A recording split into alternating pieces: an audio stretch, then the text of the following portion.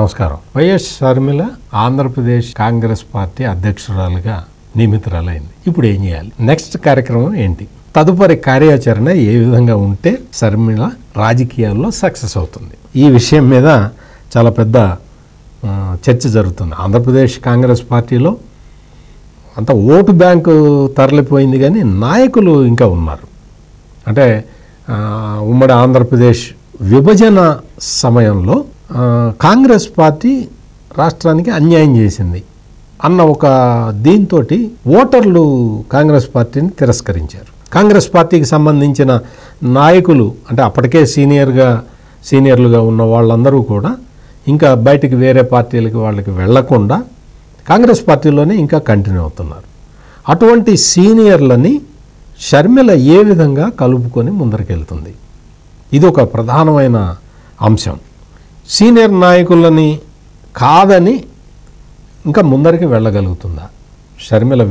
ఆ విధంగా వెళ్తే కాంగ్రెస్ అధిష్టానం కూడా యాక్సెప్ట్ చేస్తుందా అనేది ఇక్కడ ప్రధానమైన ఇది. ముఖ్యంగా షర్మిలకి ఏంటి అంటే ఆమెకి ఒక రకమైన యాటిట్యూడ్ ఉంటుంది. ఆ సమస్య అయితే ఉన్నది. ఎందుకు అంటే బుల్డోజింగ్, తను అనుకున్న పని చేయాలి అనే ఒక పట్టుదలతోటి ఉండే మనిషి కాబట్టి పక్కన వాళ్ళ మాట వినే పరిస్థితి కూడా ఆమెకు ఉండదు.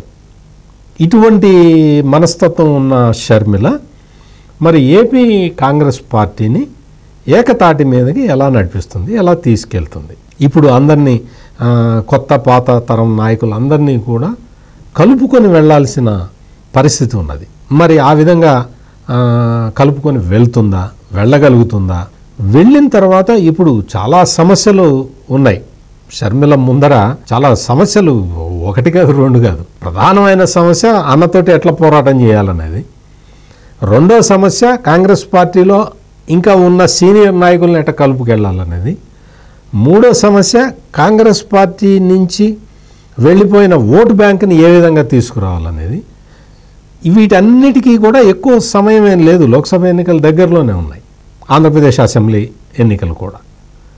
ఈ పరిస్థితుల్లో షర్మిల ఎంత వేగంగా కదలగలుగుతుంది, రాష్ట్రం మొత్తం ఏ విధంగా ప్రచారం చేయగలుగుతుంది అనేవి ఆసక్తి కలిగించే విషయాలు.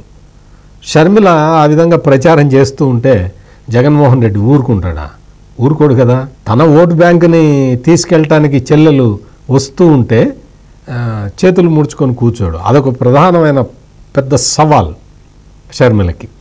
ఈ విధంగా ఇన్ని సవాళ్ల మధ్య కాంగ్రెస్ పార్టీని షర్మిల ఏ విధంగా ముందరికి తీసుకెళ్తుంది అనేది చాలా ఆసక్తి కలిగిస్తున్న అంశం. అన్నని ఎంత మేరకు విమర్శించగలుగుతుంది, ఎంత పరిధి మేరకు విమర్శించగలుగుతుంది? ఇప్పుడు జరుగుతున్న పాలన గురించి ధైర్యంగా విమర్శించగలుగుతుందా?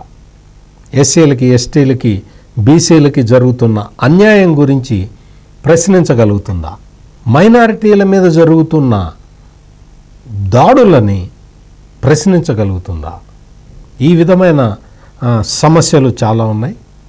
అందుకని కాంగ్రెస్ పార్టీ చేర్చుకోవడం, పిసిసి అధ్యక్షురాలుగా బాధ్యతలు ఇవ్వటంతోనే సరిపోదు.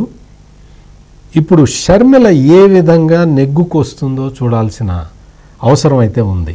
చాలామంది షర్మిల కేపబిలిటీస్ మీద పాజిటివ్గానే చెప్తున్నా ఆమె యాటిట్యూడ్ మీద మాత్రం నెగిటివ్గా చెప్తున్నారు. మరిన్ని విశ్లేషణలతో మళ్ళీ కలుద్దాం.